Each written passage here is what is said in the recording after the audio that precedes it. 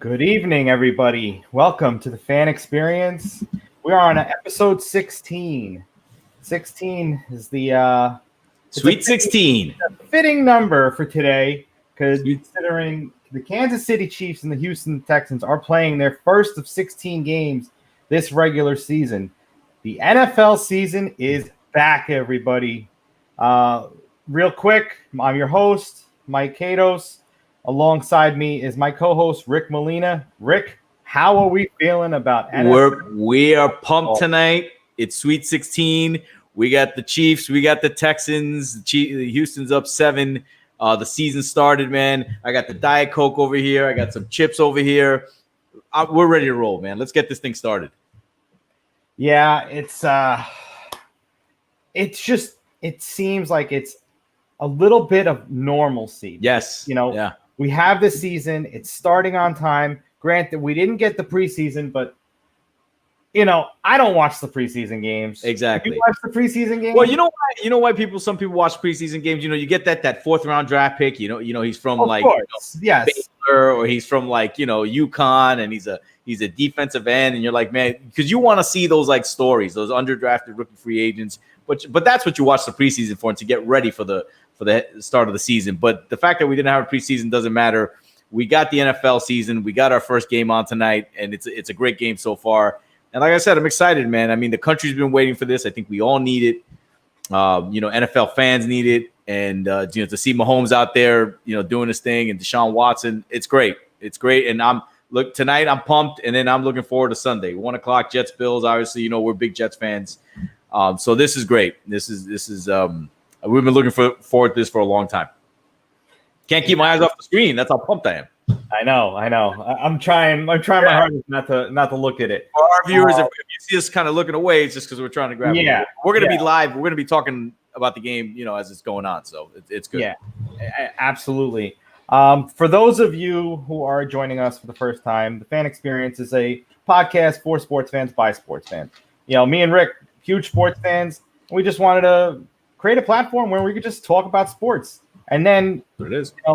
To boot, we're bringing on real sports fans, no matter what, their profession is, no matter who they are, just to bring them on and talk about their favorite teams. And then, just hear their story. You don't got to be an athlete to have a story that revolves around sports, so we want everyone to have a voice.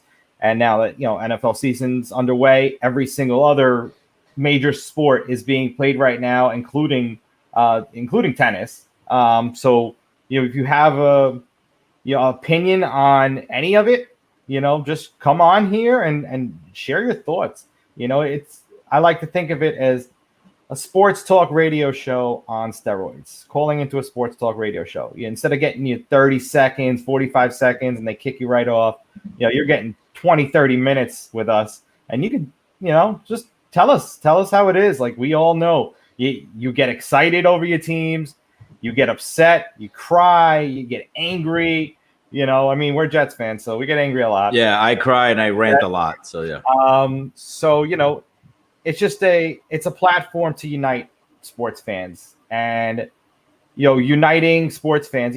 Sports has always been one of the world's best unifiers as far as getting people together. Myself and Rick, we met at a Mets game. Never knew each other before. Met at a Mets game.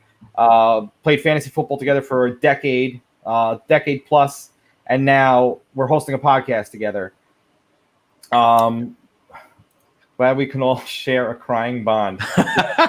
Thank you to our Facebook user out there. Appreciate that. Absolutely. And a big shout out to Alexandra Segalis Eberly, who worked with at the gym. That's how we met. We met through her cousin. We got the seats up there in the middle of nowhere in Citi Field, and that's how we met. So shout out to her. Yeah, tough schedule for the Jets from Lewis over here. Yes, it is. It's going to be a tough one. Yeah, I know it's going to be the tough schedule for the Jets, but you know who's going to have it even worse? The Dallas Cowboys. That's who's going to have it worse there, Lewis. How about that? Yeah. Absolutely. And so speaking of unity and unifying and bringing sports fans together, the producers of this podcast is Playing the Field. Playing the Field is a sports fan community. We decided to make a platform where sports fans can come and find other sports fans that share and that's their same passions, whether it's to find a friend just to talk about the game with, somebody to go halves on season tickets with, somebody to, to just start a softball team, recreational softball team. I've always had that thought, hey, I want to play softball, and I don't know 10 other people that want to sign up. So that really just goes away after 10 seconds of thinking about it.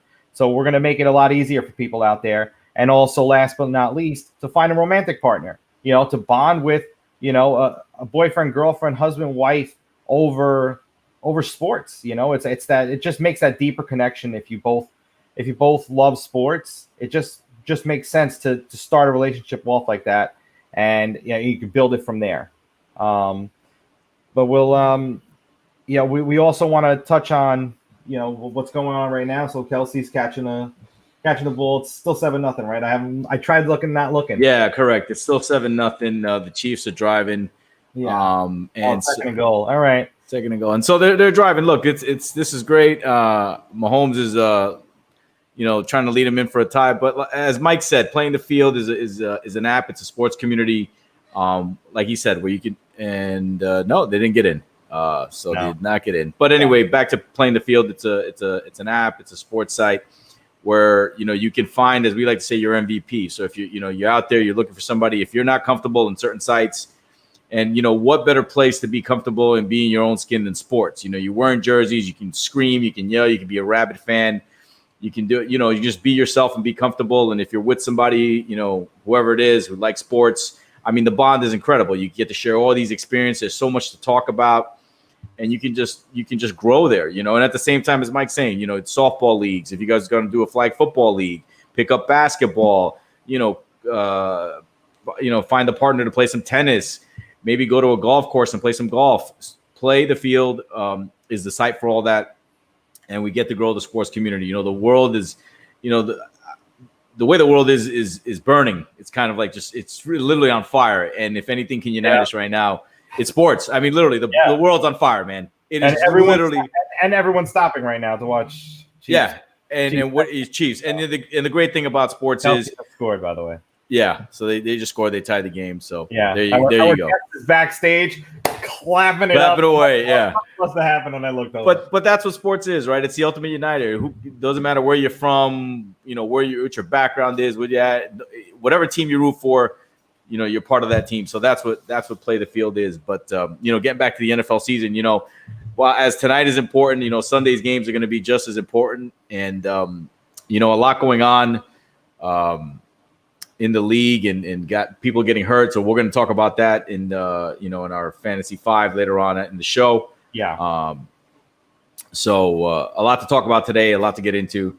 But yeah, we'd be obviously with the Chiefs and the Texans 7-7 in the second quarter. So far our over-unders are holding so far. So we're good to go. Yeah. All right. I mean, I was up 16-0 for a second. Yeah. Well, that's over. That's over now. So without further ado, we'll bring on our guest and talk to him about the start of this NFL season and talk to him about his company StadiumDrop. So right now joining us is Adam McAbee. Hey guys, how you guys doing? Adam, good man. How you doing? Man, I'm good, doing well. Patrick do a touchdown. Back, so it all seems a little bit more normal in the world, right? Yeah. Now if we can just get more than 8 fans in the stands, we'll be doing great. Yeah, I mean, it's still loud over there. Obviously that's going to be a struggle this year, with not having fans in the stands, and you especially for you, you kind of want fans in the stands for what you got going on. Yeah, you don't want those pop-up fans. You want like actual people in the stands. Yeah. Here in Texas, we call them doppelrangers. We don't want doppelrangers. We want actual ranger fans in the stand. So let's start it off because obviously it's a big story. What happened today? You are building. You're the chief operating officer for StadiumDrop.com. Yes, so in layman's terms, StadiumDrop is practically DoorDash or Uber Eats at the stadium. Is that a good explanation for it? It's a great way of saying it. It's DoorDash, Uber, Lyft of food and beverages in stadiums and venues for sure. And so how did you come up with the concept? Did you come up with it pre-COVID, or did you come up with it after COVID, realizing that this social distancing thing was going to be a thing that really just was going to take over our world? Yeah, no, COVID has put a kink in everybody's plans in 2020, I think. For us, man, it really started last July. My son, he's an 11-year-old quarterback, and he was invited to the Pro Football Hall of Fame Quarterback Academy. And so we decided to kind of turn it into a family vacation. My wife and I are not only huge football fans, but we're also really big baseball fans. And one of our bucket list goals is to go around to all the different baseball stadiums and visit them and tour them and all that kind of stuff. There's a lot of really great stadiums out there. And when we realized that we could knock off 2 of our stadiums on the trip, we were like, yeah, let's do it. So we packed up the kids and headed to Canton, Ohio, got that marked off my bucket list, and then went to Cleveland Indians and went to St. Louis. And as a dad, I mean, you're taking your kids, you're spending money, you're doing all kinds of things to create memories, create moments, to be able to go back and relive and give your kids, the love and the memories of being a kid and going to a baseball game and getting the hot dog and, getting the cotton candy and the popcorn and all that good stuff. And exactly what I was doing. And I missed a 3-run home run in Cleveland. And that was actually a really great game. It was ended up being 9-3. There was a monsoon at the end of the game. We had to run back to our hotel soaking wet. It was bad. And then the very next night, we drove to St. Louis. Man, first off, if you've never watched a baseball game down in downtown St. Louis, you've got to go and watch a Cardinals game. They don't call it baseball heaven for nothing. I mean, it is literally the epicenter of baseball. It is phenomenal atmosphere. They've done a great job building out that baseball atmosphere. It's phenomenal. So shameless plug in St. Louis Cardinals. But we were walking around before the game, and if you've ever been to St. Louis, they've got phenomenal barbecue and burgers and pizza. I mean, they got all kinds of food. And we were walking around the stadium, and I smelled this incredible barbecue right behind home plate. And by the time we got hungry, our seats were in the outfield. I didn't want to walk all the way around the stadium to get the barbecue. So I settled for what most people do. They settle for what's around them. And I ended up, National League ballparks, you guys are Mets fans, right? Well, I'm a Yankees fan. He's a Yankee fan. But Citi Field, I would say Citi Field is a much better field. Oh, yeah. Citi Field's awesome. That's one of the stadiums. Yeah. It's probably top 3 stadiums we've been to. Love Citi Field. But, National League ballparks are known for pitchers' duels. Last year, it was 0-0 going into the 5th inning when I get hungry. And when I'm up, I miss a squeeze bunt. There was an error on the play, and it ended up scoring the only 2 runs of the whole game. The dude on third base executed the steal at home beautifully. And then in a panic mode, they overthrew second base way out in the outfield, and the runner ended up scoring from first on the error. And I'm sitting here in the concession stand line watching this unfold on a busted 35-inch flat screen TV. It looked like the pixels were going out. And you know how like TVs will like glitch or whatever? Yeah. It was happening. Oh, that's just horrible. Like, come on. Bad. So I get back to my seat, and while I was gone, the outfielder threw a ball right where I was sitting, and it ended up hitting the dude that was in front of me in the nose. I was paying attention. Anyway, so I get back to the seat, and my wife's looking at me like, you've got some really bad luck. You missed back-to-back nights. And so she was like, with technology, I can't believe there's not really a viable option for us to be able to order food and have it delivered to your seat. And I was like, you know what? I always miss action. It doesn't matter where I go. I'm always missing the action. Yeah. I'm a huge Texas A&M fan, and we go to Kyle Field all the time. And, I don't go to the concession stands because the lines are 8 miles long. And I don't want to miss, any part of the game, especially the band. And so I just don't go. And that's most people. They either go and they miss the action, or they don't go at all. And what's crazy is we all budget money to go and spend discretionary income at these games. And most people don't spend money at concessions because they don't want to miss the action. So being a businessman, we came home and the rest is history. We put 2 and 2 together and just started reaching out to our friends. There's a buddy of ours that we've gotten to know, wrote a book called The Power of Who. I highly recommend everyone read that book. It's incredible. It's by a gentleman named Bob Bodine. Okay. Phenomenal book. And so I just started with people I knew. Who do I know that loves sports and is tired of missing the action? We built out our executive team. And we have a phenomenal team that has just been putting their nose to the grindstone. We've got an incredible app developer that's a part of our team. Went to church with him and his family. That's how we got to know each other and shared the vision with him. He caught it. The rest is history. Everybody's kind of caught the vision. That's incredible. So, it's I'm glad you mentioned that. Like you were talking about your story, how you're with your kids or whatever, because the average family goes out there. There were 2-3 kids. They're trying to keep an eye on them. They're trying to get them food and they're trying to at the same time watch the game or whatever. And so you come up with this great idea where, like Mike was saying, it's like the Uber or DoorDash of stadiums. Now, how will it work? Will you have an employee at the stadium? Will it be like that you put the order, somebody within your company or maybe somebody within who works for the team runs to the concession, it's already paid, they just pick it up and then they meet at a certain spot? I mean, or they go to the seat? Like, how will it work? That's a great question. Fans can download the app. Okay. Available in the Google Play Store and the Apple Store. They can download the app, and then we have concession portals that we operate out of, and then we have 1099 workers that can sign up. Anyone can go online and stadiumdrop.com/runners. You can apply to be a 1099 runner just like you would, applying to be an Uber driver or a Lyft driver.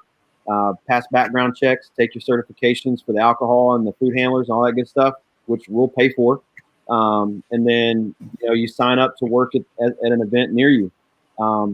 Pretty cool things happen today. I don't want to spoil for what we're going to talk about later, but we've got, we'll definitely get into it. We got 2 venues, and this is the other part of it. I've always had a side gig. No matter what I do for my 9 to 5, I've always been a hustler. Yeah. Done something to make extra income. And so that's part of what we wanted to do is offer, the average person that loves sports, loves to make extra money and wants to be able to go watch a game and still make money. Now you can do both. You don't have to sacrifice one for the other. And so we have volunteer groups. I'm a former youth pastor. Absolutely, love the opportunity to give back into communities. So, you've got volunteer groups, you've got sororities, fraternities, schools, anyone that's looking to raise money, do fundraising. They can come through us, utilize our app. So we'll provide the staffing there. And then once the order comes in, the runner will get a notification, hey, you've got an order to accept. Just like you would DoorDash or Uber Eats or Grubhub or any of those kind of, services out there, same type of model. You accept the order and then our fans will put in their seat, their section on their row. And then our runners will go get the food from the concession stand and then take it to your seat. We've got, hot bags and stuff that we can put the food in so that you can do, limited physical contact in today's society and, environment. A lot of people don't want to be touched or don't want to, pass their food around. So we'll pass the bag down. You can open it up, take your food right out. Or we have drop zones. So it's kind of a play on our name. Where you can, select a drop zone to go and pick up your order. Same concept. You go, it's limited physical contact. We'll have workers there that'll verify your order, and then you can pick it up and go. Or you can go and pick up an express pickup lane at a concession stand and go right up to the concession stand, skip the line, pick up your order, and go right back to your seat and never have to worry about waiting in line anymore. Yeah, that's what I was going to mention because – so, it's amazing when you sit in these like really expensive seats, there's somebody that's a server that'll serve you or whatever. So for the average Joe, people like us who sit in the nosebleeds or the bleachers, for the average person who can just barely afford to go tickets, this is incredible for them. Like this is kind of like a breakthrough in a sense. Absolutely. And so I didn't mean to cut you, but my question is like, so when the runner goes to get the food, are they going to have like a separate area for them instead? Because concession lines can be long depending on the event. It could be incredibly long. So are they going to have a separate area where they can go into the concession, get the food, and then meet at the drop zone or meet at the seats, or do they have to wait online like everybody else? Like, how's that going to work? They don't have to wait in line at all. They can run right up into the express lane, show the order and verify they are who they are, grab their order and go. Or our runners will get notification that there's an order that's being delivered to a drop zone, and we'll actually have a runner that will go to the concession stand, pick up the order, and run it to the drop zone. And all the fans got to do is get up out of their seat and go to the drop zone, pick up their food, and then go back to their seat and never have to worry about the line ever. That's incredible. Yeah, man, that's great. That's incredible. Congratulations, man. Thank you. Thank you. I'm just picturing like the 400, 500 at City Field and wanting a Shake Shack burger and not having to leave. So I'm at a Mets game. We sat on the first base side, just above the club level, and I could not ever imagine having to wait in a line, like just to be able to have something like this and not have to walk downstairs. And oh man, it'd be so amazing. Now let me ask you. Forget about there's only one, Shake Shack, location at City Field, but that line is a half an hour long every single time. Easy. Like you miss like 4 or 5 innings, man. Like it's terrible. Three. All right, whatever. Fine. Yeah, I've got it down to a science. That's all. You were gonna say something, Rick? No, I just my follow up. I kind of lost my train of thought, but I pretty much lost my train of thought over there. But I just. It's like I said, it was incredible for the fans and what you're doing. And like now you started obviously what we were going to talk about, you have 2 venues. So if you can share that with our viewers, our venues. And then my question is, starting with these 2 venues, is it going to grow? Is it going to be, or is it more sites? Like how are these teams finding you? I mean, are you reaching out to them? Like how are they finding you so they can implement this in their stadiums and their arenas and their venues? Yeah. Like I said, man, I've always been a hustler. So Power of Who, we've got a lot of connections to one of the universities that we had a big press release today on. Yeah. And so that one kind of worked through, the Power of Who, just knowing some people. One of my executive members is really good friends. His college coach is now the assistant athletic director of facilities at this particular university. Okay. I've got, one of the quarterback of this team is from my hometown. One of my pastor's kids is now a defensive tackle at this university. So from a player standpoint, I had just a lot of like a willpower of, man, I don't care what I got to do. I got to go to university because, I love their brand of football. I love what they do. They're just an incredible program. So from that standpoint, I wanted to be there. And then my buddy just kind of made it happen. And then the other university, again, the Power of Who, one of my team members is the actual graduate of this university. And he reached out to some of his friends. They made connections into the athletic department. And then from there, they put us in touch with, the eventual concessionaire. And because of who they are, they ended up getting in contact with this main university, and they're like, yeah, man, Stadium Drop's awesome. They'll come on site. They'll do anything, to make sure that, things work and things are, fluid and smooth. And that's really kind of the key. I'm 4 hours away from one university. I'm 8 hours away from another one. But, if I've got a school or university that wants a personal touch or a personal visit, we've got team members in Louisiana, Arkansas, Oklahoma, Texas, and we're just going to continue to grow from there. So I will always make sure that we put that personal touch on what we do to make sure that somebody representing Stadium Drop can be on site at any moment to do a site visit or, make sure operations are set the proper way. Just to me, the thing that's missing in the world today is just too many people are in a hurry. There's not much of a personal touch. So. But to announce, Stadium Drop today had a press release with Oklahoma State University. So we came into contract agreements with them about 2-3 weeks ago. We've been in talks with them since May, June. And the other university that we're about to make a press release is Arkansas State University. Oh, wow. Okay. Congratulations. Two Power Five. One Group of 5 school and another Power 5 school. Yeah. Both FBS Division I programs. Very excited to be a part of both of them. It's really cool to see how it all works, man. Just how it all came together. Yeah, well, you shared that with me today, and it's just amazing news. Congratulations, sincerely. But it's not like it just fell in your lap. Like, you've been working hard on this. Like, you've been putting in a lot of work on it, and you know what? Let it all come to fruition, and I'm glad it's starting to pay off. Yeah. And I could see it going even further from here. Let's be real. Like, sports has practically been in a standstill, for the last 5-6 months. It's not sports as we know it. So business isn't really going as usual right now. So once everything starts picking back up, then there's going to be more fans in the stands. Longer lines, and you know what? It's not even just for the fans. You're also going to help, especially with universities. You're going to help college kids, make a extra income on the side. Like, I did DoorDash, because you just got to hustle. You got to make a couple extra bucks, right? Absolutely. But it ends up costing you some money when you're putting that wear and tear on your car, and you're driving all over the place. But here, you're not only not taking your car, you're getting actually exercise. You're getting paid to get somebody's food, and you're at a game. Like, I don't know. I mean, I think I want to move to Oklahoma or Arkansas and be a food runner.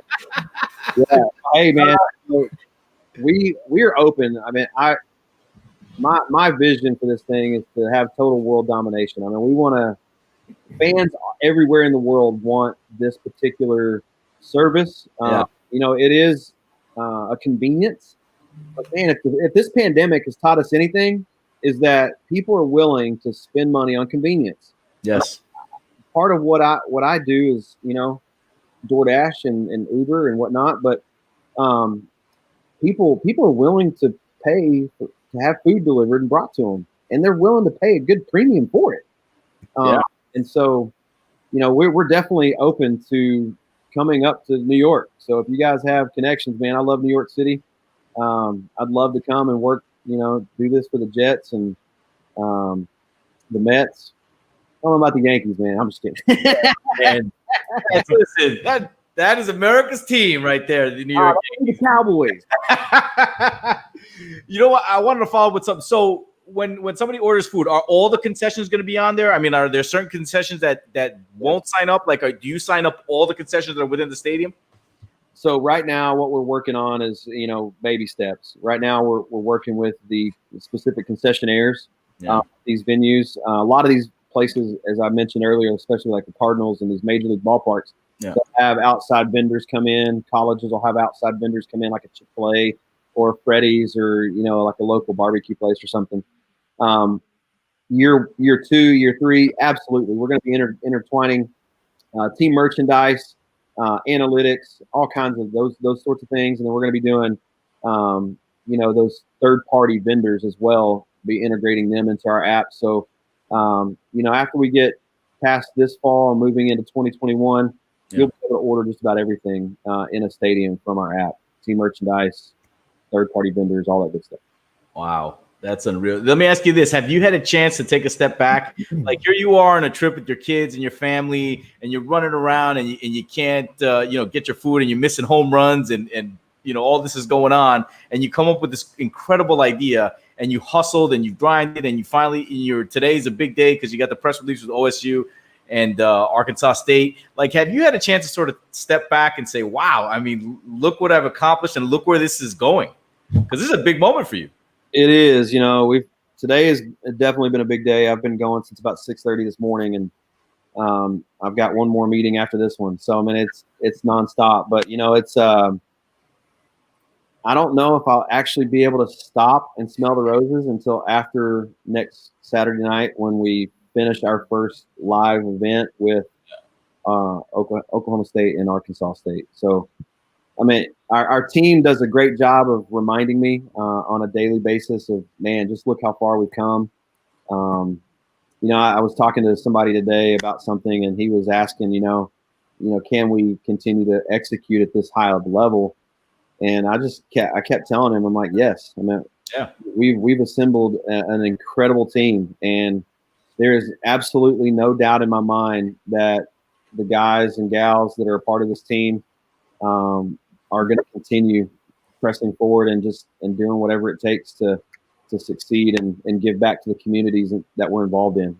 I don't know if you guys knew this, but every single person that's a part of our executive team, we're all married. We've all got spouses, and their spouses are just as involved as they are, some even more than others. But our spouses are very much involved, and that's what I love about this company, man. We love each other, we love communities, and we're just excited to be giving back. That's it's awesome, and I love hearing stories like that too. With the all the couples, and everyone's involved. Everyone loves this idea. Everyone just is together through sports. Really, I mean, without sports, this idea would have never came to fruition at all. I mean, the concept would have never been thought up. Most likely. So. So it's great. I love how you guys have such a great team, and you guys all work together for that. Now let me ask you, like you said, you do background checks on the food runners. Like, what about the teams or the venues? Like, do they have to vet these? Because I'm sure they vet their concession people.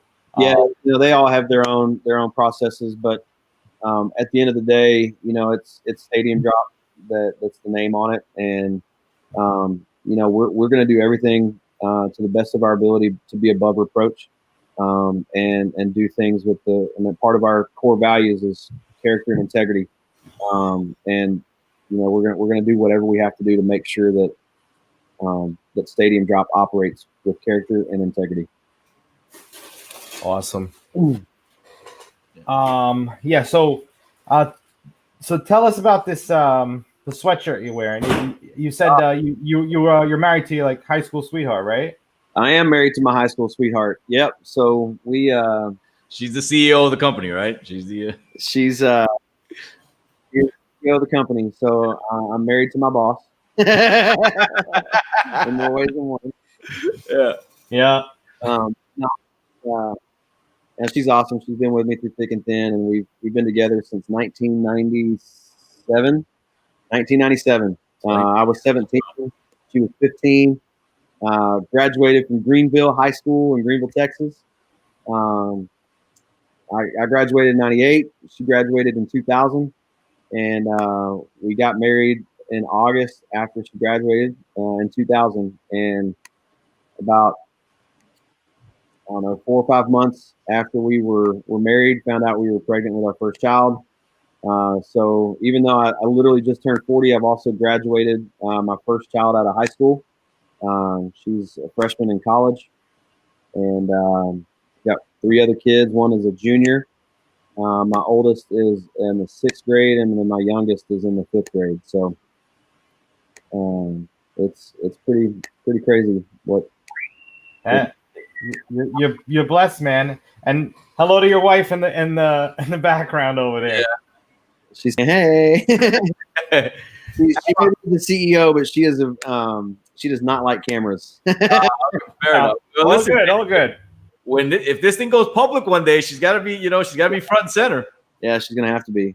Yeah. So let me ask you about my sweatshirt. One of the things that's always been close to my heart is just ministry, and I am the local high school here. I'm the team pastor, the team chaplain for the high school football team. And this hoodie represents the Braswell High School Bengals. And I absolutely love that football program, love the coaches, love their families. I mean, it's a phenomenal community that we're in. They just made the jump from 5A Division II to 6A, which is anything about Texas high school football is the king of football in the country. And 6A is the king in Texas. And so we made the jump, 2 divisions. This year it's going to be a fun year to watch our guys go and tear it up. Really excited about Coach Moore and what he's putting together and what he's building. And, you talk about high school. One of our wide receivers also plays defense. His name's Cam Smith. He's an Oklahoma State commit. So there's another tie to Oklahoma State. There you go. Cam, phenomenal kid, great parents, great athlete. And then we've got another kid, J.K. Carter, committed to Illinois State. We've got an offensive lineman that's just an absolute stud. I mean, he's massive. He's got like an 8-foot wingspan, and he's 6'5", 6'7", somewhere around there. He's about 300 and something pounds. His name's Eric Cade. We call him Big E. He's just a stud, man. He's left tackle, and he's got every Power 5 conference offer you can imagine. Alabama, wow, A&M, LSU. I mean, the kids, just incredible kids, man, that are a part of this program. And I wear this hoodie with pride, man. These are phenomenal kids, phenomenal coaches. We have a great community. So that's awesome. It was something I wanted to touch on, getting back to the company. So in these venues, you have, some arenas, 70,000 people. Michigan, for example, has 100,000 people. Like, will you be able to keep up with the demand and the capacity? When people on their apps wanting to order, drop food, go back, that can add up. Like, will you be able to keep up with that as the company grows, as it grows here? Yeah. All I can say is success leaves trails. Okay. If Uber and DoorDash and Grubhub and all those guys can keep up with their demand, and I'm absolutely 110% confident that we'll be able to do the same. Now, as much as we want to grow and as fast as we want to grow, absolutely. Yeah. But we also want to be smart about it. We don't want to get in over our heads too much. But we're willing to go anywhere and do anything with teams. I mean, you mentioned some phenomenal programs. We'd love to be involved with their communities and their schools, and but it's got to make sense too. Got it. Now I want to get into this too. You're a big Texas A&M fan, so for all viewers, he's a big Texas A&M fan. Yeah. Big Aggie. Whoop. Myles Garrett. Yep. Johnny Manziel. Well, yeah.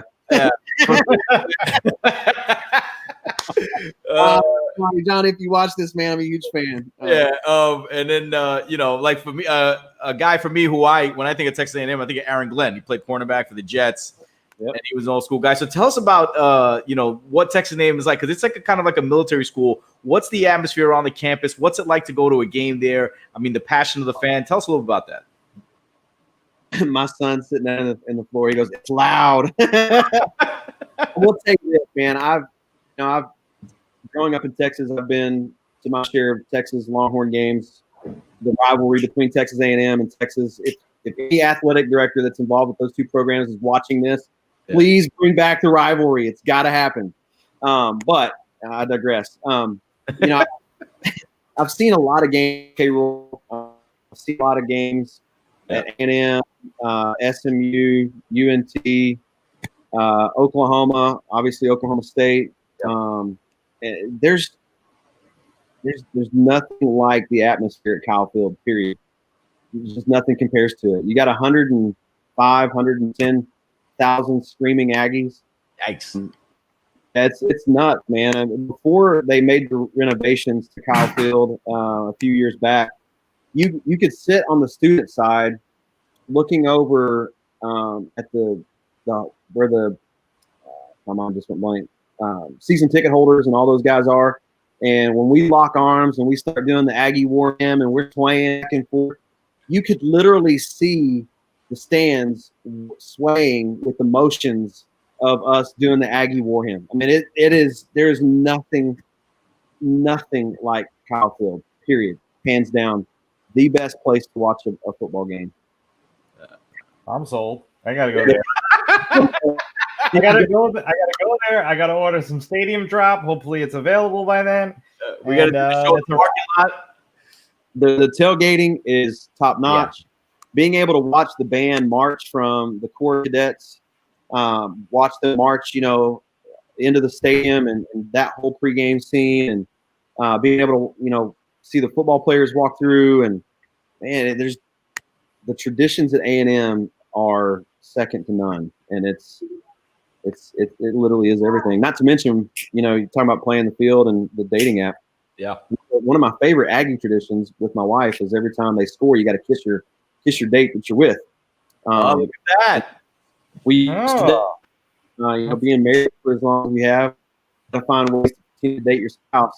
So, what better way to go catch a game at Kyle Field, watch the Aggies light up the scoreboard, and every time they score, you kiss your spouse. That's incredible. That's a great story. Absolutely. Yeah, we're gonna have to have a play in the field night over there for sure. So moving on from college for a second. So right before we got obviously started the show, I asked you, because you're from Texas, are you rooting for Houston at all? And you said end quotes. Go ahead. Do I really have to?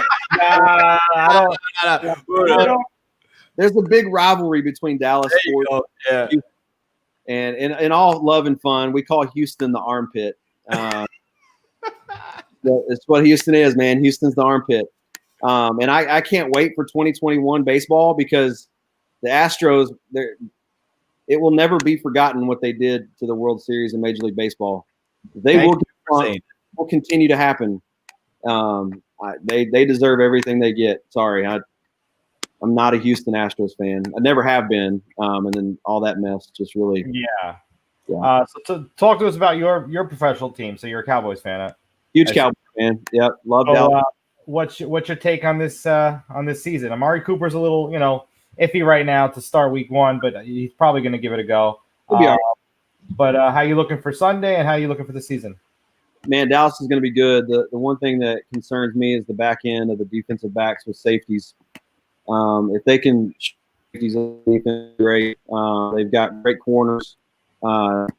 Dig, the new draft pick that we just got, Stefan's brother. That kid's a stud, man. He is unbelievable. He's just a freak of an athlete. And then you got CeeDee Lamb. Oh my! How we drafted CeeDee Lamb and the Eagles and everybody ahead of us, that was the greatest draft pick probably in my lifetime for the Dallas Cowboys. I mean, outside of maybe Irvin or Aikman in 80, 89, and 90. How do you get better than CeeDee Lamb? That's crazy. I mean, I got him on my fantasy team, so I hope he pans out. Oh, he will. I mean, he's a beast, man. We literally could have 3 1,200, 1,400-yard wide receivers. I mean, Dak's going to have a field day. I mean, who are you going to cover? You got CeeDee Lamb. You got Michael Gallup, Amari Cooper. Amari Cooper, Ezekiel Elliott, Tony Palmer. And by the way, we got Blake Jarwin who can line up. Yep. He's an Oklahoma State grad. So, seriously, who are you going to cover? The Cowboys should easily have the best offense in the league this year. If they don't, Mike McCarthy, I love you, but something's wrong. We don't have the best offense. Well, that leads me to my question. Do you have faith in Dak Prescott? Absolutely. I've been following Dak since Mississippi State. Being an Aggie and being in the SEC. Yeah. I've been following Dak since he was a freshman at Mississippi State. And I'll tell you, whatever off-the-field issues he had, at Mississippi State, and the past is past. We all make mistakes. I've made plenty of them. But Dak is an incredible leader.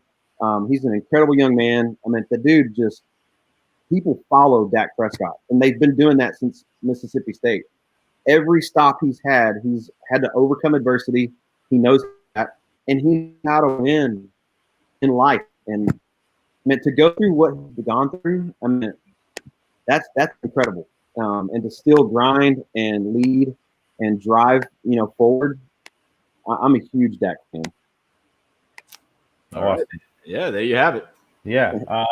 Well, we're running against the clock here, but it was a pleasure having you on, and Stadium Drop is just awesome. I mean, it's just the best that I could say. I'm excited to see it come to more stadiums as sports begin to roll out a little bit more, fan attendance. But obviously it's an interesting time, an unprecedented time that we're in. I bet you can't wait to get into Jerry's world over there. Man, that's one stadium that Jerry Jones, if you're watching this, I'm a local kid, huge Blue Star fan. Got to get into Cowboy Stadium. I'm dying and itching to get in there.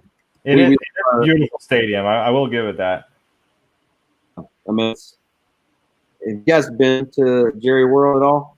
I went in 2015, so 5 years ago, for the Giants Cowboys opener. It was great. I had to get a standing room only ticket because it was sold out. But honestly, it was perfect. Yeah, it is an amazing place to watch football of any high school, college, pro. I mean, it's a phenomenal venue. Yeah, some great food over there too. They got the food inside, the outside, and they have the, not only is there huge TV inside, covering the whole field, but you got big screen TVs all on the outside. You could just watch the game from there if you really had to. But yeah, it's great, and it'll come. It'll come. I see this thing growing, man. I mean, I just thinking about all the venues, all the stadiums, all the events. I mean, even concerts and what have you. I mean, how can this thing not grow, man? This thing is going to grow. I don't see how. I don't see. I wouldn't. We've got plans and roadmaps for, and we have connections to PGA, NASCAR. I mean, we've got people within our network, within our group that are part of what we're doing, that are working really hard to get us into other venues, and it's just the favor of God, and we're just going to continue to grow and continue to pursue and do what we do. Well, good luck, man. Thanks for coming on tonight, man. Really appreciate it. Wish you all the best of luck. Yes, absolutely. Thank you again for coming on. If anyone wants to check it out, StadiumDrop.com. They're available on Android and iOS. You said, right? Yes. And then they have a deal with Oklahoma State and working on Arkansas State to come very soon, right? Yep, we'll be in both venues September 19th, Oklahoma State versus Tulsa, and then Arkansas State versus Central Arkansas on the 19th. One at 11 a.m., awesome. At 6 p.m. So it'll be a great day. Great day. Awesome. So if you want to eat, download the app. If you want to work, StadiumDrop.com/runners, I believe it was, right? StadiumDrop. So definitely awesome. Okay, well, thanks a lot, and good luck. Enjoy your night, and enjoy the second half of the Chiefs and the armpits. Yep. Go Chiefs! Go Chiefs! Take care, man. All right, have a good one. Yeah, you too. Later. That's incredible. That was great. I mean, think about that for a second. That is a game changer. What he's doing, man. That's a complete game changer for. How it's people are saying they'd rather stay home now. You got the big screen TV. They can just be able to eat and comfortably. Man, to be able to go to a game and not have to get up from your seat and be able to have people bring you to spot, that's a complete game changer in the sports industry. So good for him, man. Yeah, absolutely. I mean, just he's going with the times. I mean, it's what it is. Obviously, he's changed the world with DoorDash and Uber Eats. So why not? When you're at a concert or when you're at a sporting event, why not do it there? People are going to pay the extra fees, whatever is associated with it. I know I would, especially if I'm bringing, if I'm bringing the girls there and, they like, oh, I want this, I want that, of course. And let's say you meet a girl through playing the field, or we have one of those playing the field date nights, and be like, you know what? Let me get the food for you. Have somebody bring you the food. It looks real nice. You get the best of both worlds. You get playing the field, you get Stadium Drop, you got a great game or whatever you have going on. What else could a person ask for? Yeah. So Adam's still backstage. So when we start setting up dates at the ballpark, I need some promo codes for the guy. Thumbs up. Awesome, Adam. Yeah. Thanks, Adam. Great. No, I listen, man. And if you could just see that thing taken off in a few years, I mean, it's absolutely. incredible. I could see it. I could see it now. Look, I would do that as a second job. I go to a stadium. All I have to do is like pick up food. So much better than DoorDash. Exactly. So much better than DoorDash. I mean, you're going into a game. You're getting paid to pretty much run everyone, their food. Yeah. And most of these ballparks, you can see the game from pretty much anywhere you're at now. Anyway. Yeah, exactly.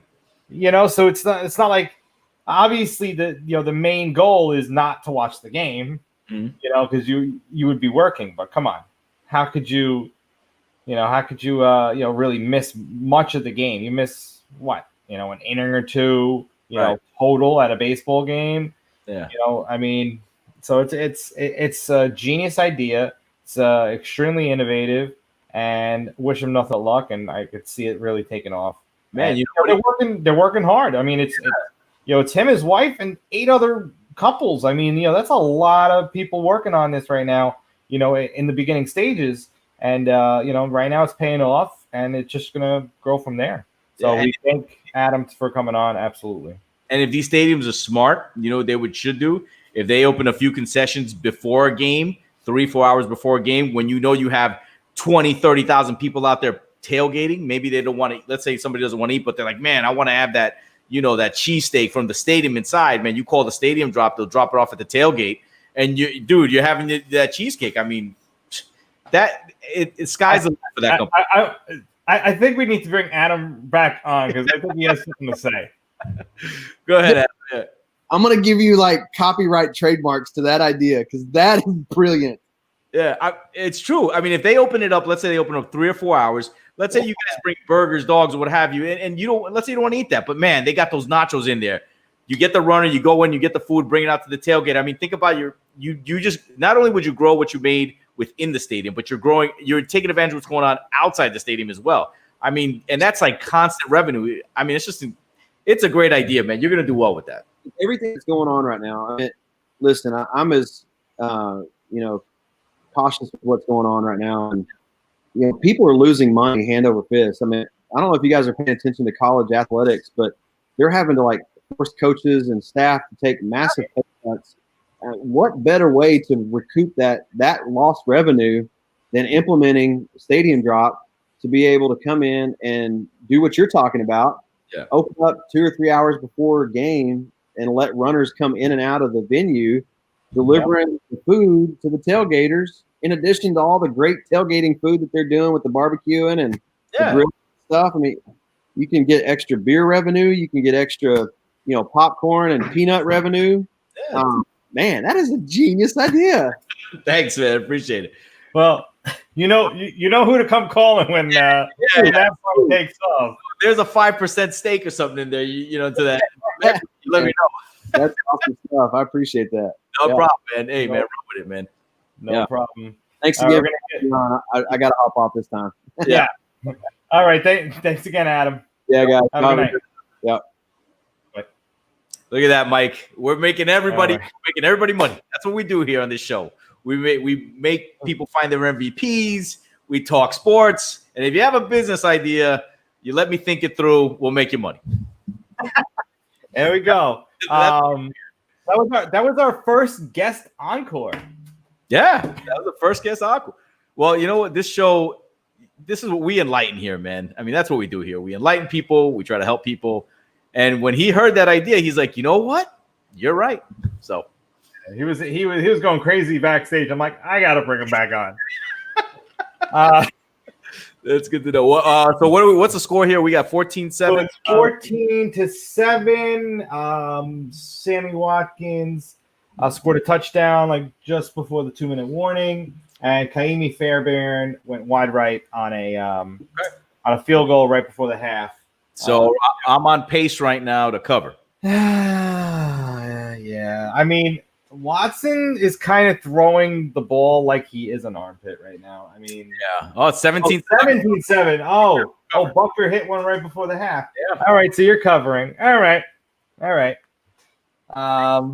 So let's let's hit up some fantasy news and notes. So our fantasy five. So we're gonna do five fantasy players for your fantasy football team. We're gonna call this part of the show, this segment, the Fantasy Five. And so since Mike is the champion of the Fantasy Football League, and where's the belt, by the way? Do you have the belt? No? Yeah, I'll grab it. Yeah, grab the belt. Yeah. For those of you who don't know, I was in this league for about 9 years, and this year I decided to take a sabbatical, take a hiatus. And Mike has been the champion of the league now, what, 2 years? Is that where you're at? So he's 2 in a row, 4 out of the last 6. Wow. Okay. You didn't have to rub it in like that. But... Oh, I thought you asked my question. Oh, yeah. And there it is, the Fantasy Football League championship belt that Mike is so illustriously held. And so Mike is so Mike is the resident expert on fantasy football. So 5 for 5, Mike, take it away. Yeah. So, I mean, right now it's fantasy football season, first game of the season. I'm trying to defend my title. I got Clyde Edwards-Helaire right now going against Deshaun Watson. It's a very close matchup right now. So hopefully the Chiefs run the ball a little bit because I definitely don't want to lose the first game of the season. But if it is what it is. But let's go on to some news and notes, injury news and notes real quick. Fantasy. Cortland Sutton left practice today, had an MRI, but it's an AC joint sprain. So for our viewers, early guesses is probably he's going to miss a week. Yeah. But that remains to be seen. He has not been ruled out or anything. Brandon Ayuk, the rookie for the 49ers, returned to practice. David Montgomery looks like he's going to play. Jalen Reagor had a bad shoulder. It was looking like he was going to be gone for 4 weeks, up until like a week ago, and now it's looking like he could possibly play this week. They said definitely by week 2 a couple days ago, but now he's practicing in full. So there's another good rookie news. And you know what? The Eagles need the pass catchers. Yeah. They have nobody. Alshon Jeffrey's on the shelf. Yeah. Deshaun Jackson's kind of like a one-trick pony. Yeah. But they have Ertz and Goddard. So let me ask you this: as the fantasy football expert, those players that you name, which ones are you keeping? Which ones are you dropping? Which ones are you keeping? Who you're starting? Who you sitting? Well, obviously Jalen Reagor. It depends on the size of your league. Okay. But most 12-team leagues, I would say Jalen Reagor should probably be in there for deeper leagues. Everyone else should be kept. There's no reason not to have a Cortland Sutton on your roster. Brandon Ayuk, obviously he's a deeper play. David Montgomery, I don't personally like him because we play PPR and he doesn't really catch the ball. But obviously he's a top tier. I think like tier 3 running back.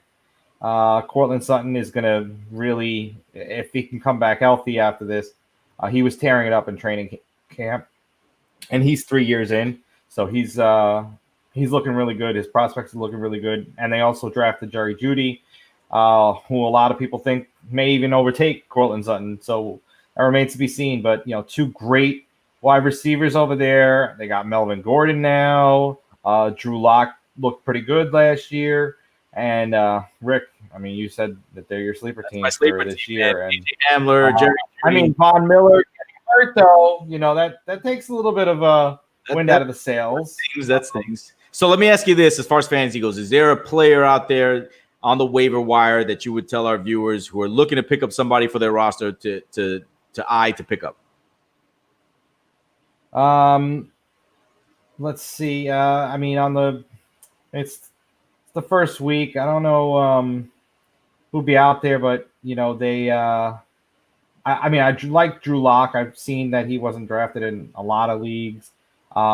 Players like Chris Herndon, for some reason, he was down. He was down in the rankings.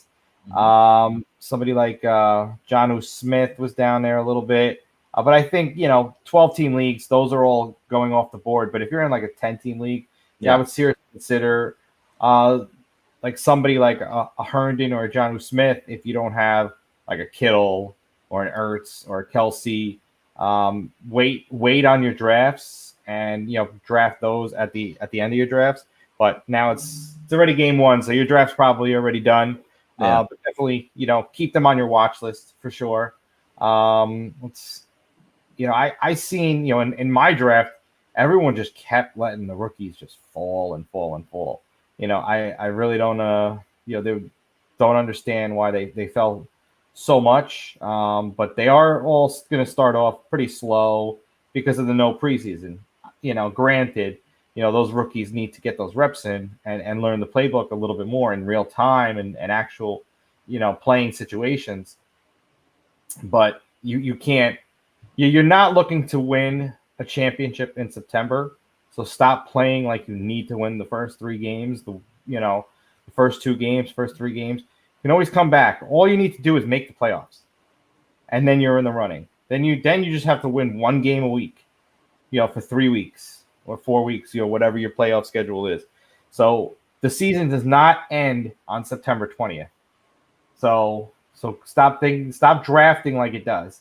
And play the players that down the line will end up being beneficial for you. So that's my and make trades. Make trades. Do not be stuck with the team that you drafted. You have to make moves. You have to pick people up off the waiver wires. Somebody gets hot. Last year, I had Deshaun Watson. As my quarterback, and then Lamar Jackson puts up a 50 spot on the Dolphins, and I pick him up. I'm like, oh, well, I'm probably not going to play Lamar Jackson because I got Deshaun Watson. And then I ended up flipping Deshaun Watson like week 8. I flipped Watson and David Johnson for Tyreek Hill and Melvin Gordon. So, I just, I upgraded my wide receiver core because I had an extra quarterback that I didn't need to deal with. And then, as luck would have it, David Johnson, that was the week that he ended up getting hurt, and Kenyon Drake ended up taking over. I didn't realize that was going to happen, but yeah. Make trades, make moves, pick people up off the waivers, and don't just be happy with the status quo. Yeah, there you have it, ladies and gentlemen, for our 4 out of the 6 years champion of my fantasy football league. The commish, as I like to call them. Put this down. I don't want to hurt your feelings. Yeah, thanks. Appreciate that. There you go. I mean, if it means anything, I'm wearing a Jets jersey and then holding gold. Yeah, I mean, it's kind of an oxymoron right there. But there's your fantasy news. That's a Fantasy 5 right there, brought to you by Mike Katos, obviously sponsored by Playing the Field. Playing the Field obviously sponsors the podcast. And now for our favorite segment at the end of the show, News and Notes. News and Notes. And we begin, Mike, with a story that I wanted to talk about for the last couple of days. Yeah. Of the great Odell Beckham Jr., a story or a title that I like to live it called The Pooper. Apparently, Odell Beckham Jr. has a certain when he's with certain, ladies that he likes to be pooped on. Now, we don't know if this is that has been confirmed, if this is something that is actually legitimate. But when I heard this story, I mean, I thought I'd heard it all, man. But when I heard that Odell Beckham is into this, I mean, I couldn't stop laughing. 2, I said to myself, yeah, I could see how you could be into this. I mean, kind of, sort of. And 3, are you kidding me that the week before the NFL season started, a story like this comes out? And I, this is what I think about this story real quick. It's as outlandish as this is. I think this is more of somebody who's scorned or maybe a little upset with him that'll throw that out to tarnish his name. Because, when you logically think of this, there is no way in my mind that I think this actually has happened. But regardless as it is, the pooper story's out there, and it boggles the mind, man. It really does. Your thoughts? Yeah, I mean, yeah, exactly. Like I said, it could be a woman scorned, and she's coming out and saying it. I mean, if he does like it, yes, it could be a rumor. It could be completely false. And if it's funny to see that news story for sure. Yeah. Because the unexpectedness more than anything. I mean, kind of expect a little bit from a little bit of weird things coming out of the Odell Beckham camp. I mean, he did propose to a kicking net. He did do that. And that was on camera, so there's no rumors about that. Yeah, television. But I mean, it's if he likes that and it makes him happy, by all means. The guy has won me a fantasy title, so I can't really hate on him too much. Yeah, but here's the thing, right? Like, he's been in the public eye for like the last 5 years, ever since he made the catch against the Cowboys. Yeah. For those Cowboy fans out there, by the way, that are watching, Odell Beckham did make an incredible catch against your defense. But he's been in the limelight for 5 years. And Odell, obviously, they had the story with him and Paris and girl. They've had Odell, obviously, with the kicking net, the fight with Josh Norman or what have you. So for this to come out is a little suspect, man. A week before the NFL season started, I think this is more somebody's trying to embarrass the kid more than anything else. And that's what this story amounts to. But it's just, the thing about Odell Beckham Jr., as great a talent he is on the field, off the field, man, he just gets into these certain situations that pop up, man. It's just like one after the other, dude. And it sucks because he's a good kid, man. He really is a good kid. I just hope listen, I hope it isn't true. I mean, if it is, if that's what he likes, great. But, I think more than anything else, you and I think we can both agree this is somebody who's scorned and just trying to tarnish his name. Yeah, it's a shitty situation. Yeah, well said, my friend. Well said. Moving on. Odell controversy. The Indiana Pacers are looking for their new head coach, and among the front runners is the assistant coach of the San Antonio Spurs, Becky Hammon, who, if hired, would be the first female head coach in the NBA. And I got to tell you, the NBA has been ahead of the curve when it comes. That was exactly what I was going to say. Yeah, they've been ahead of the curve when it comes to social justice, COVID-19. With bringing her on as an assistant coach, I think the way things are going right now, I could be completely wrong. She might end up being the coach of the Indiana Pacers, because at this point, I don't know why you would put her name out there and not offer. Yeah, man. Like, I don't know why you would do that. So if Becky Hammon, I think that would be incredible. Because now we'd see. I mean, can she lead a team? Will guys respect her? Because those are big issues to answer. Will guys respect her? Will she be able to lead the team? Will she be able to be a force within the league? So, but I think the wheels are in motion for Becky Hammon to become the first female head coach in the NBA, and I think long overdue. Yeah, absolutely. And like you said, ahead of the curve as far as I mean, let's just take it. Back, a decade or two. I mean, they started the WNBA. I mean, they created a whole new league specifically for women. So they were already thinking about, trying to get women more involved back then. And, I think it's going to be just a matter of time before this becomes more commonplace, and obviously you have a lot of assistant coaches. You have, referees in the NFL. You got assistant coaches in the NFL. You got Becky Hammon as the assistant coach of the Spurs, who, has gained the respect of the players over there. Yeah. So I really, like you said, why put it out there if you're not going to pull the trigger? Because then it looks a little, shady. Yeah, of course. Yeah, a little suspect. But whatever happens, I do think that, she's more of a front runner than they're letting on. I would imagine. But yeah, it's just amazing. Just that she's getting considered is a great thing. But I do hope to see it, because that'd be good. Obviously I'm a father of girls, so I'm just gonna mention to see things like that.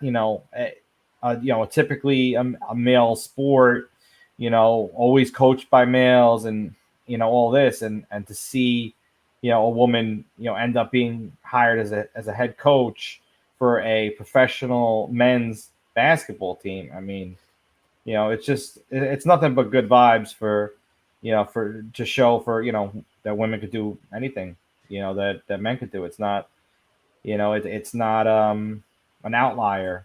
Right. It's just common. We need to make it more commonplace. It's funny. You mentioned that they created WNBA, but think about it for a second.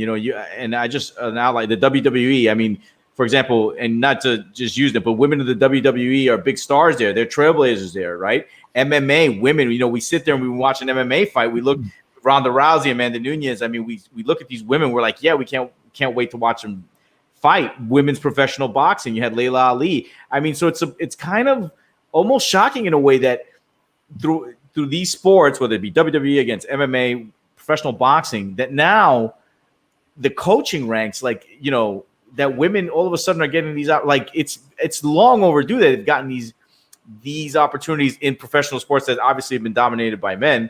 I mean, and it just, listen, you had Pat Summitt at Tennessee, when the great Pat Summitt, when she was the coach there. I mean, she was a trailblazer. She was incredible. She was winning national titles. So, I think this is great. I think, and it opens the door, right, for other leagues, right? Major League Baseball, the NFL, the National Hockey League, to break over, they got to, start breaking open those stereotypes.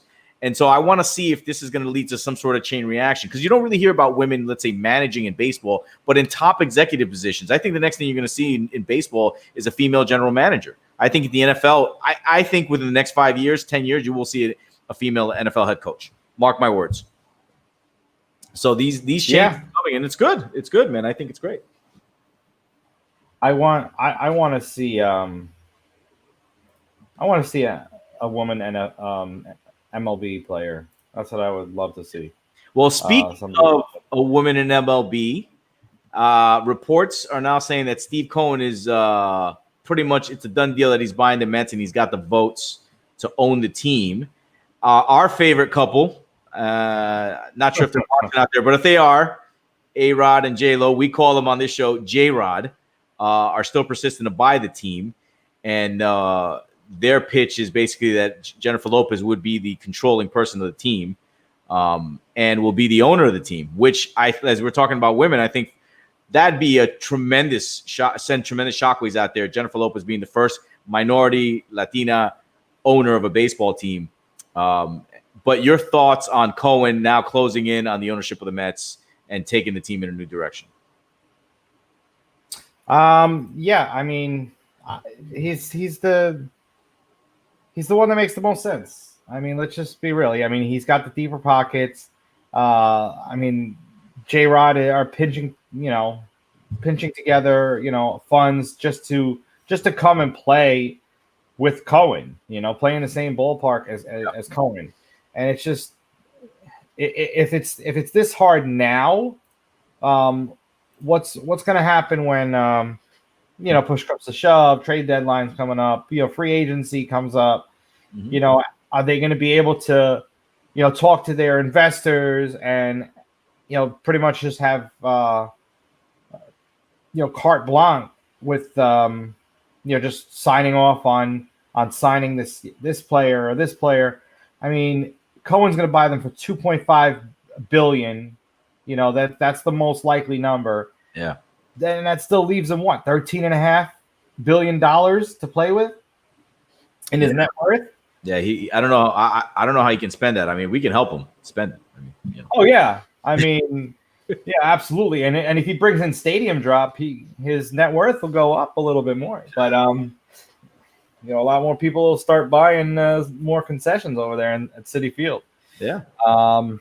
But yeah, it's Cohen's the right one for the job. But does Cohen have a plan for the area, the surrounding area, or is he mostly just for the team? Because why doesn't if A-Rod and J-Lo care so much about that surrounding area, then do that. Right. Because you can make revenue, put up a hotel, put up something nice over there and build that up. If that's truly one of your passions, then do it. There's nobody stopping you unless Cohen, owns that land, but I don't think that's the case. It's not Mets territory there. No, I think what's stopping over there, obviously those junkyards over there and those lots, I think there's like a civic organization that's trying to not get rid of them. But I mean, it's long overdue. I mean, those junkyards have been there for years.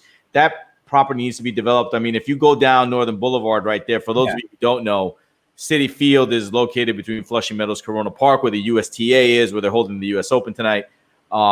And in that area, they've put up a couple of hotels right off of Northern Boulevard and 111. And so they're trying, and the area is changing with, like I said, with the U.S. Open, with Citi Field. Now they need to develop the area. And there's a bunch of junkyards over there. So I think Cohen, being the smart guy that he is, remember, he's a hedge fund guy. The guy knows business. I think he can bring developers and people in, and the other thing he's going to have to do is bring city leaders in. And they're definitely, they're going to say to him, if you want to build this up and you want to do all this, they're going to need some affordable housing. They're going to have to make concessions on that, some rent protected properties. But he's a smart enough guy to bring people in, to bring developers in, to bring people together and to rebuild that area.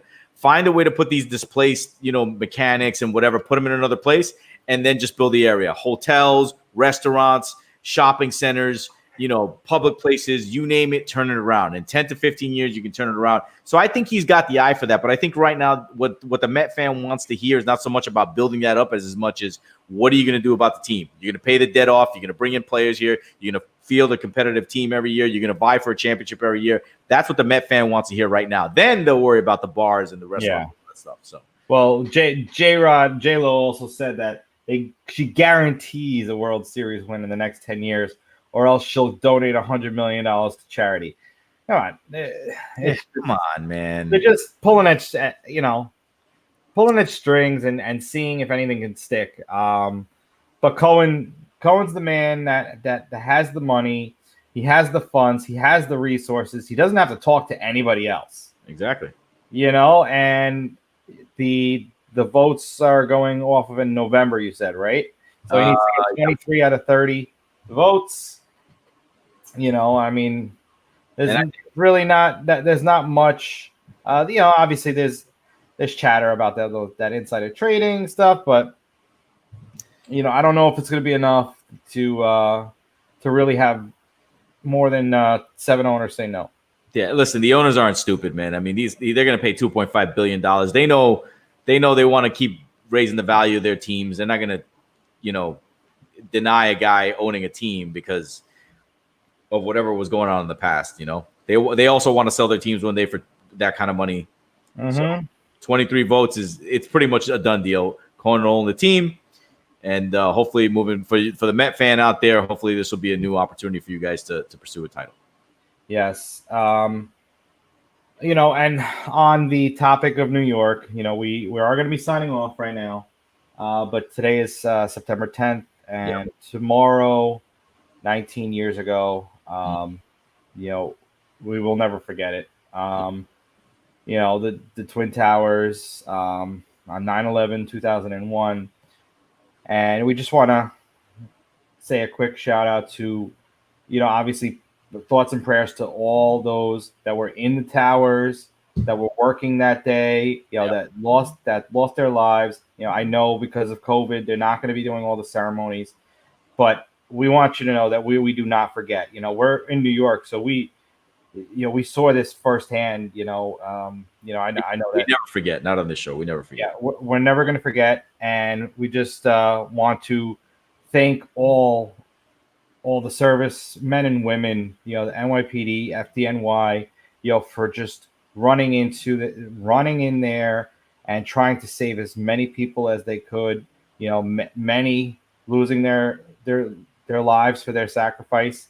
But we will never forget. God bless you. God bless New York. God bless America. Yep. And thank you very much. And we will certainly be doing something for tomorrow.